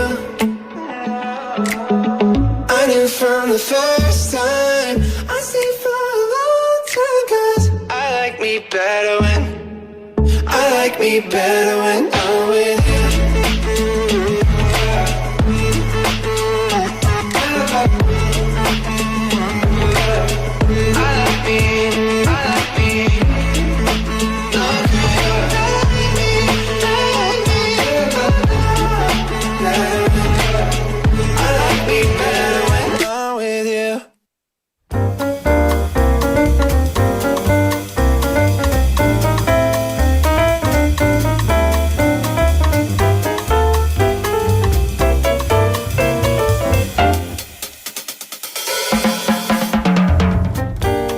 A drum set for Wagga Wagga tea time. Mouth percussion. Yeah. You're doing the top hat. I'm doing the bass. Yes. All right, it is time for Wagga Wagga tea time, and I didn't get a chance to ask you the text topic in hour number busy.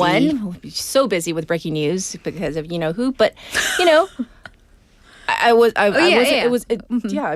breaking news. What is something you want in your neighborhood? So much. I want so much. Okay, let's go off the list. But then I'm always torn about, do I want to be living within walking distance of work? Which would Do be you?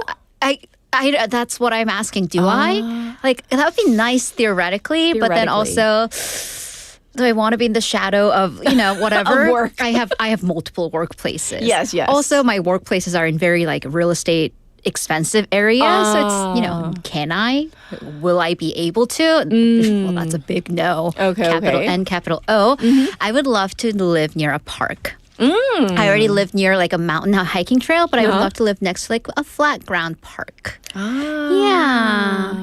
I live right next to a You do. a So big I'm super park, jealous. and I love the path, where I can exercise. Yeah. And there's, it's to the point where I recognize people. It's the same people. You do, right? Because you go on a regular have a basis. group, and do you actually talk to them? Not really. Okay. We're not at that point, and they're all decked out in their fancy running gear, and it's just kind of but it's I totally feel that Yeah. like 내적 친밀감. Like internally, we're best friends. Like you are my workout buddy. You don't know me It's nor one-sided. this, but you are my workout buddy. Yeah, Yes, exactly. yes. I actually use a particular guy.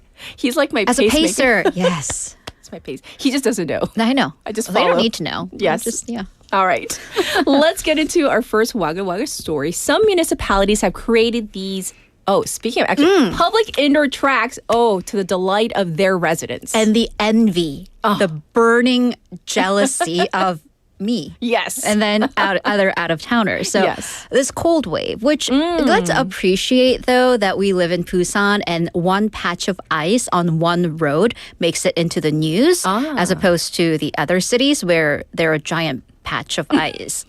Yes. The cold wave has been lasting over, a week at this point? So people who exercise outdoors, it's been tough. They're at a loss. I mean, Yes. Busan, personal experience, totally runnable, especially while the sun's out.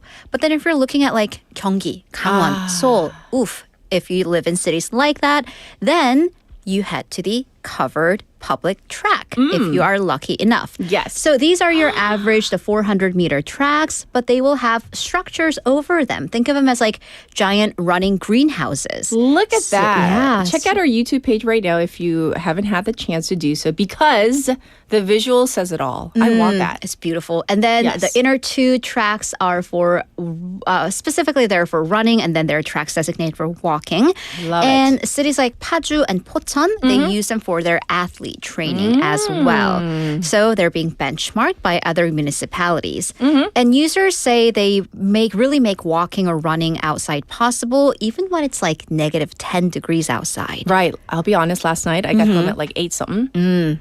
And like, It's windy. I just couldn't. Yeah. I skipped yesterday. I feel so good. Double today. So I hear that there were some safety concerns. A little bit, because earlier this month when there was that huge wind, structures at Seung and Ansan track, at least parts of them kind of fell down, or the plastic tore. Yes. And this, of course, naturally could happen as with greenhouses in the heavy wind. Right. And then also sustainability, reusability, as we have Bonnie on deck. We always want to be thinking about how to be greener.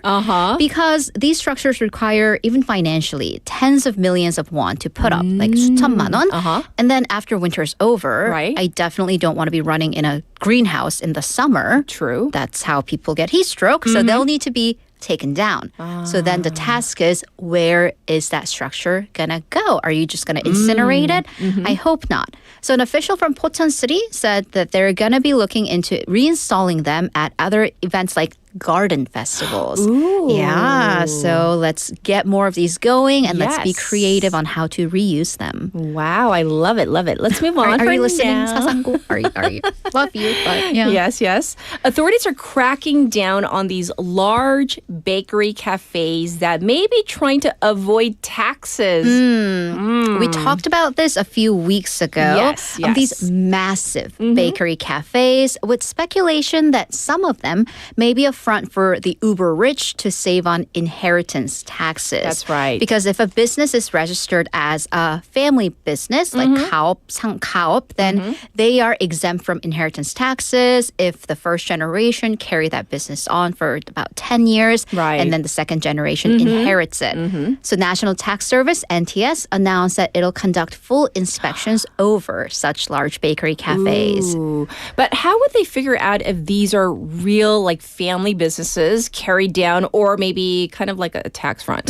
So the devil's in the detail, of course. So if the establishment is registered as a bakery cafe and Right. you're a Kaop, the family mastery, right, being baked goods, Right. but then most of your income, most of your revenue comes from drinks, or you barely have, for example, ovens, mixers, Ooh. baking sheets, and Okay, other okay. equipment, then, well, that's kind of a telltale sign. Yes. Also, how the business assets are being used. So, for example, if the owners live on that so-called bakery property, then that is not a tax exemption. That's a personal usage. Yes. And then they'll also comb through your receipts as they do. Sales, expenses, employees, also the timing. Say, for example, elderly parents who are, I don't know, in real estate in their 70s recently opened up this large bakery. And then their adult son or daughter in their 40s or so recently quit their job. Well, things lined up. So are the elderly parents also actually running the business, doing the kneading and the baking? Or are they, not? And you have a handful of employees doing that. Oh. So yeah, we want to know. We, the collective taxpayers, want to know. Okay, very interesting. All right, we're going to talk about this. ICE has taken a whole different meaning in the news, especially in the U.S. We've been talking about that agency, and this has come to a point where disaster response authorities are being asked not to use the word ice to talk about, ice, autumn frozen water. Is that what we're talking about? So ICE means autumn, but also it stands for Immigration and Customs Enforcement Agency. Yes. ICE, 이민 단속국. So that gets not really confusing because they are two completely separate news items. Although the top two news out of the U.S. is the immigration ICE crackdowns and the winter storm. Yes. Which is the unfortunate coincidence that brings us to this story. According to reports, the disaster response staff at FEMA, the Federal Emergency Management Agency, they've been asked to avoid using the word ICE in public messages, these disaster alerts about the ongoing massive winter storms. So who asked to do this and why? Well, the big boss is Department of Homeland Security, and DHS actually oversees both FEMA and ICE. Right. And some department officials apparently asked FEMA in an informal manner, according to CNN. So why? Well, there are concerns that the word ICE could spark confusion or even online mockery and memes. For example, if you get a text disaster message saying disaster, watch out for ICE, that can quickly turn into a meme, could be misinterpreted, and the concern is take away from the actual safety message about the weather. I see. I don't mean to laugh, but that was a good example. Linguistically, it watch is out for just ice. yikes. Yeah. So what are they supposed to say instead of autumn ice? According to sources, freezing rain.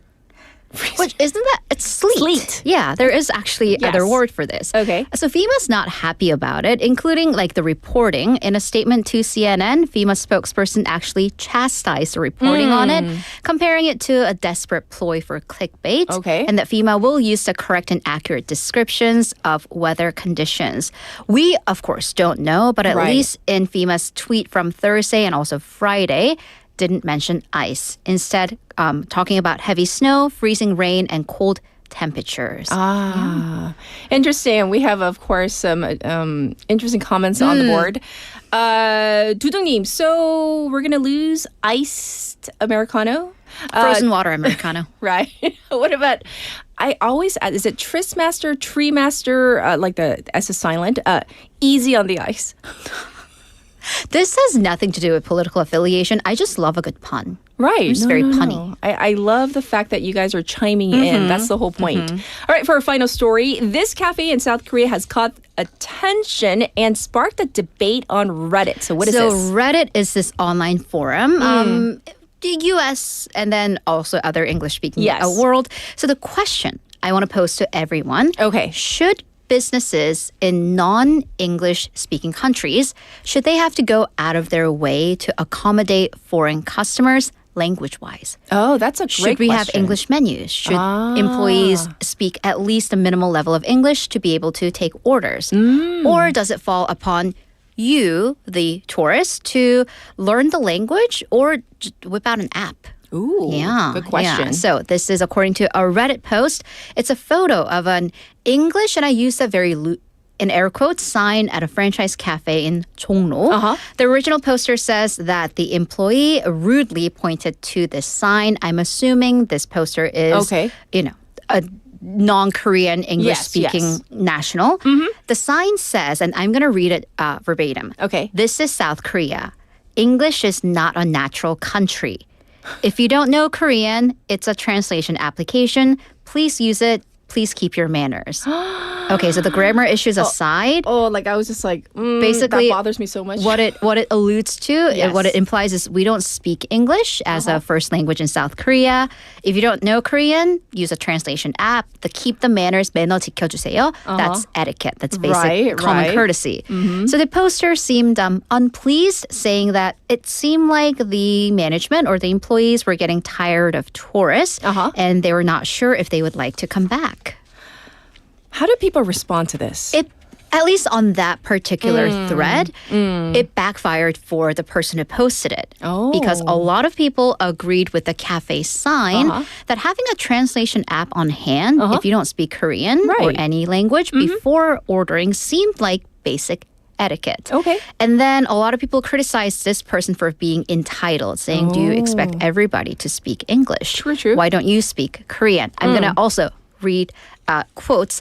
Sense of entitlement in the post boggles my mind. Speaking English in a non-English speaking country, expecting the locals to make the extra effort is rude and imposing. And translation apps nowadays is, quote, dead simple. Yes. But then also other people saying that, well, this doesn't seem like great business prospects. The sign could have been said nicer. The sign could have had, gone through like a translation app. Why did they use an app to correct the English? Right. So I'm sorry, something official and clear could have conveyed the message better. So we really don't know what the tone was intended to be. So that is why we're waggling about it. And that's why, like, even with text messages, it's like sometimes the point that you're trying to make doesn't get across. That's why you have the 물결. Yes. The swish, the swivelly. Exactly. So, like, if the sign had said something like, oh, sorry, our English isn't great. Right. If you have an app, can you please use it? Or something nicer. It might have been okay, but I don't know. Anyhow. Well, we're going to let you decide. So, we're going to call it a wrap for 와글와글. We'll check in with you tomorrow. Bye, 물결. That was Haley. And we're going to get to our next song. This is Game Boy by Cat's Eye. Tell your friends that I love the drama. Play pretend, but you know it's common. You're the one that's lonely calling. You can blame me, but I ain't the problem.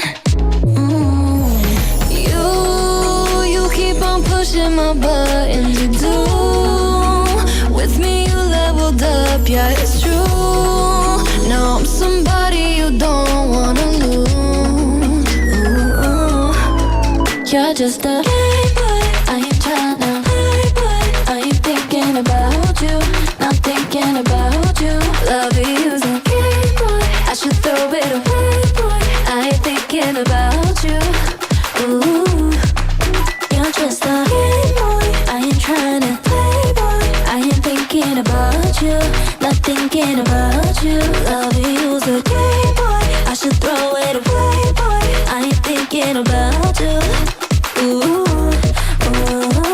I've been going out on my own time. I've been doing me, but I don't mind. That's mine. That's mine. Me and all my friends in the backseat, headed to the club in a taxi. I'm fine. Oh no. You keep on pushing my buttons. You do. With me, you leveled up. Yeah, it's true. Now I'm somebody you don't wanna lose. You're just a playboy. I ain't tryna playboy. I ain't thinking about you. Not thinking about you. Love you's a game boy. I should throw it away, boy. I ain't thinking about you. Not thinking about you. You're just a game boy. I ain't tryna playboy. I ain't thinking about you. Not thinking about you. Love you's a game boy. I should throw it away, boy. I ain't thinking about you. Tell your friends that I love the drama. Play pretend, but you know it's common. You're the one that's lonely calling. Blaming me, but I ain't the problem. You're just a playboy. I ain't tryna playboy. I ain't thinking about you. Not thinking about you. Love you's a game boy. I should throw it away, boy. I ain't thinking about you. Ooh, you're just a game boy. I ain't trying.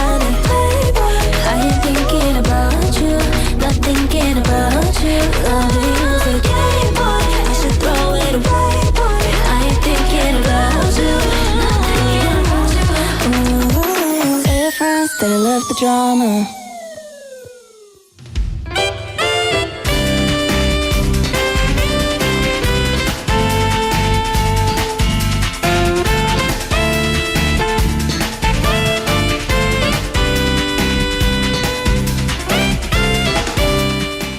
It's time for not a game show.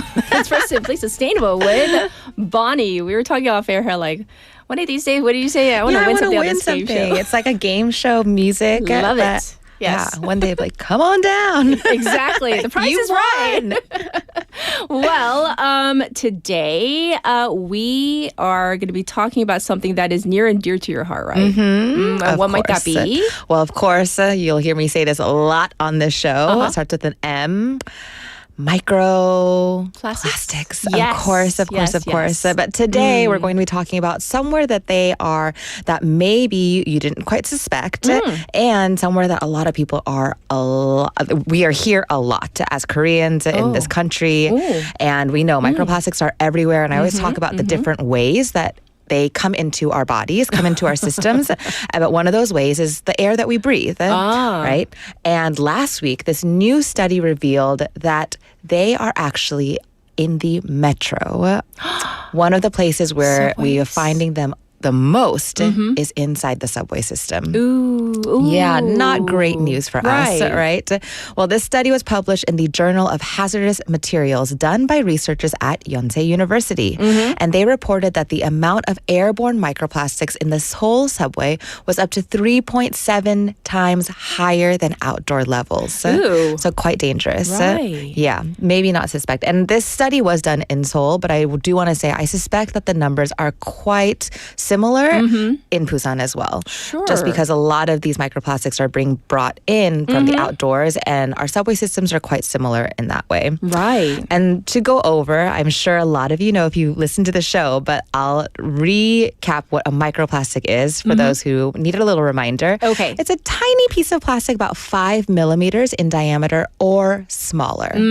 And so if you think about it, maybe like a grain of rice or so. And so the grain of rice ones we can see, obviously. Right. But it's the tiny little ones that we can't see, those little nanoplastics that are the most dangerous because, of course, especially in the air that we breathe, we cannot see them. So we can't really like shoo them away and we can't avoid them. But when we inhale them, they kind of go into our lungs, our air passageway, and they kind of lodge themselves into the passageway and our lungs, of course. And because they're so tiny, we can't just like get them out of our systems. Sure. You know, we can't just pass them through our bodies and we can't really go in and pick them all out. So because they're lodging themselves into our lungs, they can cause a lot of damage later on. Wow. So it's not going to be this instant, bad medical damage that you're going to feel. You're not going to feel it like, lodge into your lungs, right? Yeah. But of course, over a long period of time, the more that we inhale, we don't really know specifically how bad the damage can be. But again, plastic is made out of chemicals, right? It's a toxin. So if they're in our body, it's releasing these chemicals, releasing these toxins into our bodies, into our blood-stream system. So something that you don't want in your body. And the thing is this, we always talk about how it's better to take public transportation than driving our personal cars. But the fact that they're finding this on subway trains is alarming. Yes. And especially because so many people do take these and daily, some people probably more than once daily, right? So it's a part of our lives and it's something that I think we can't really avoid altogether. True. Right? So this is shedding light on something that microplastics are everywhere. They're kind of unavoidable. So really it's on us as passengers, as consumers, as people who are kind of making these microplastics to see how it's really affecting really everyday lives. Sure. Okay. So stations with higher passenger density, so the more people on the subway, recorded levels between 2.68 and 5.94 particles per cubic meter, while other ones range from about 1.25 to 3.45. So the busier the metro is, the subway station is, the more microplastics were found. Makes sense. So let's compare these numbers to inside the home, which is 1.98 to 2.04 particles per cubic meter. So we still find microplastics in our homes because, of course, the dust and our clothes, things that we bring in. And contained areas are going to have a higher concentration. Because if we compare these numbers to the outdoor air, it's 0.43 to 1.24 outside. So we still find a lot of particles outside, but much less than any contained area. Because it's obviously open area, dispersed.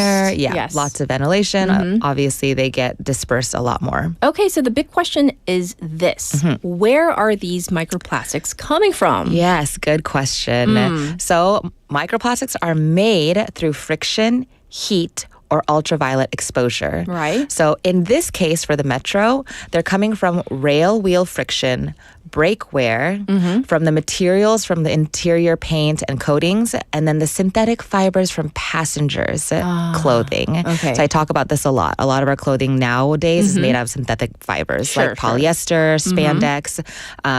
Those are the ones that we want to avoid. But every time you're kind of like even rubbing up against your clothes, there's little fibers that kind of come off of it. Of course, yes. So then, of course, in a concentrated area like the subway, the more people that get on, the more of these little plastics kind of come off of our clothes. But also think about all the things that we carry. So our accessories, our bags, the plastic bags used to go shopping, anytime those come on also, the plastic water bottles that people are consuming, the snack bags. So anything that is made out of plastic, especially the crinkly material kind, they are shedding little bits of plastic even when we don't know it. Okay, so that's a lot to take in. Yes. But it's all the things that you mentioned are all around us. And even if, let's say, you use a dryer at home, let's say you do, and you look at the filter. Yes.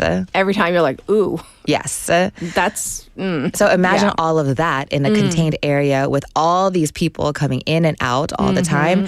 And especially, this is worse in Korea because a lot of our railways are underground and deep underground. So other countries have less reportings of microplastics because their railways are outdoors. So as people go in and out, a lot of these microplastics are getting brought outside to the ventilation, outdoor environment. But for us, a lot of these railways are deep underground. Subway, yes. So they're kind of contained. And so they're getting accumulated, they settle, they get brought back up, they settle, get brought back up, and there's no chance for them to get kind of brought outside. Yes. So the research team collected samples for over 1 year. Okay. And from 3 different subway stations in Seoul. And something else interesting that they found is the study's calculation of respiratory deposition. Using, this is a long one, get ready, International Commission on Radiological Protection Model. Basically, what are these microplastics doing inside our bodies? Where are they going? And how are they affecting us? Okay. Okay, so for this, they found for Korean adults, an estimated lifetime accumulation of microplastics in the lung tissue averaged about 28.3 particles per gram, with 13.7 in the alveoli. And then I looked that up for listeners. In Korean, that's peppo. Yes. And that's the deepest part of your respiratory system. So these little tiny pieces of plastic are not just going into your lungs, they're getting into the deepest parts of your lungs. So they're not going to be able to get back out, basically. So they're so small that they can access the deepest part of your lungs. They can really get in there. Yes. Now, this is 5 to 10 times higher than amounts previously detected in patients with chronic pulmonary disease, bronchiectasis, and lung cancer. Those are scary words. So, yes. It's a lot. And so we're trying to find, connections between why Korean adults have so much of these microplastics in their lung and then our daily lives. So it's come out, of course, the metro system, subway. This might be one of the ways. Okay, so thus far, Bonnie, you've given us the facts. Yes. Good information. A little bit of doom and gloom. I know, a little scary. Right. So what can we do? Of course. So long term, what we can do is contact your local representatives, express your concern over this matter, maybe try and encourage them to put in better ventilation systems, better filtration systems. But this might take a while. And to be honest with you, I'm not so sure if this is completely 100% possible because it's the infrastructure of the subway system that is making this so difficult. Like I said, because they're deep deep underground. Right. And the microplastics just don't have anywhere to go. So the short-term fix might be wearing a mask that filters out these small particulate matter and microplastics.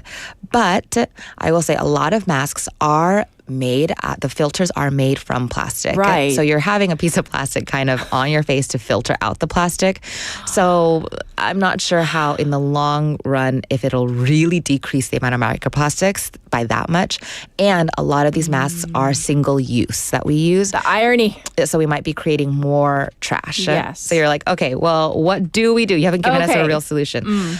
I want to emphasize that if we reduce our plastic use in our daily lives as a whole, this will reduce the amount of microplastics coming into our lives as a whole as well. Okay. So it's very like on the individual person to reduce your use of plastics. And this is something that we talk about on the show a lot. Like the clothes that you wear, the plastic bags that you carry, the water bottles, the snack bags that you have, the accessories, trying to be just a little bit more mindful of what is made out of plastic and trying to reduce those things little by little. Yes. So overall, I always say, it's not about being perfect. It's just about being better. Yes. And little by little. So think about if everybody reduced just one thing, that would really reduce the overall amount of plastic that we have in our lives. Sure. And that is going to bring about the real change, the real impact on our health.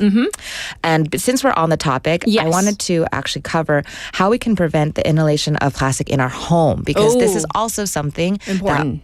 Another place where we're actually breathing in a lot of the plastics. Sure. So inside your home, what you can do is vacuum often, and then also cleaning out the vacuum in a ventilated area. So don't clean out your vacuum inside your home. If you can, I know this is kind of difficult if you're living in an apartment complex, but if you can, bring that vacuum outdoors or even into your hallway, something that's not still inside your home when you clean it out, and then put it inside a nice, secure, contained container, bag, and then dispose of it. Okay. And then if you buy plastic things, I kind of went over this last week, but if you're buying anything that's in plastic, transfer it over into a glass or metal container as soon as you get home. So anything that's like pasta, cereal bags, even chip bags, as soon as you get home, open it, empty it out, and then get that plastic out of your home. So the less plastic you have in your home, the less little microplastics you will have shedding off. And then last bit? Yes, and then drink a lot of water. Actually, for your health, this is great overall for your health. But little pieces of like the toxins and stuff that are in our bodies, just flush them out with lots of water. And I will suggest like breath work. Deep inhales, deep exhales will actually get some of those little microplastics out of your lungs. All right. Well, thank you for giving us an update from the newest study regarding microplastics, especially in the subway system. So thank you so much, Bonnie, for caring for us and the environment. And we'll check in with you next week. Yes, have a great day. This was Simply Sustainable. And for you, the waivers, I have a public service announcement that I need to get out to you. So it's been very cold and very dry. Please be extra careful when you're using wood-burning stoves or heaters. When you use these types of heaters, be sure to only put in the amount of fuel necessary. Clean up the embers and the ash after you're done and store the ash in a safe place. And be aware that handling embers or flames in or near a forest or mountain area and starting a fire may subject you to incarceration. That means jail time or other punishment. And this was a message from the Ministry of the Interior and Safety and the Korea Forest Service. And that does it for our day, our Tuesday together. Thank you for tuning in and chiming in. We're going to end it with this one, Falling by John Park. Have a good day. Bye, everybody.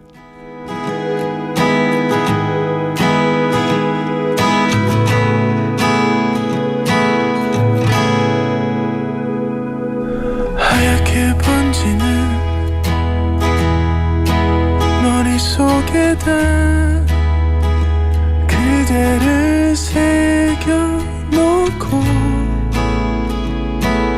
저 멀리 날아가 모든 게 보이는 두 눈을 감고서 시간을 되돌려서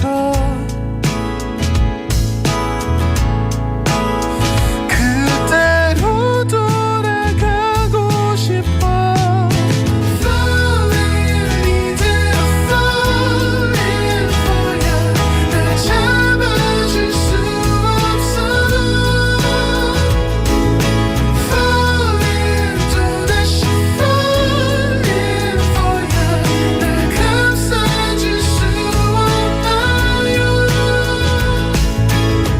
힘들었던 나날도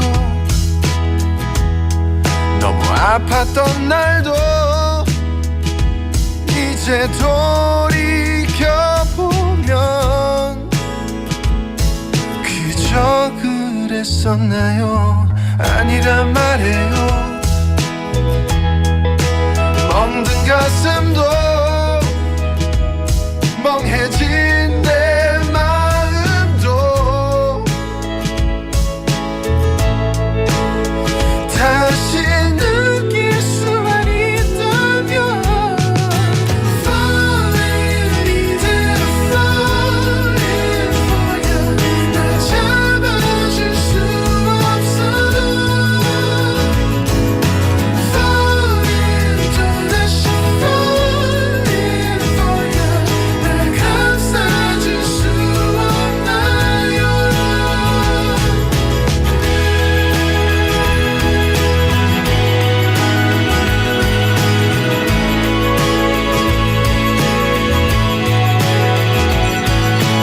까맣게 번지는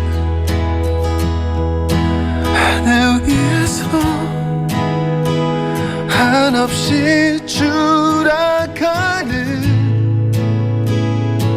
날 보고만 있네.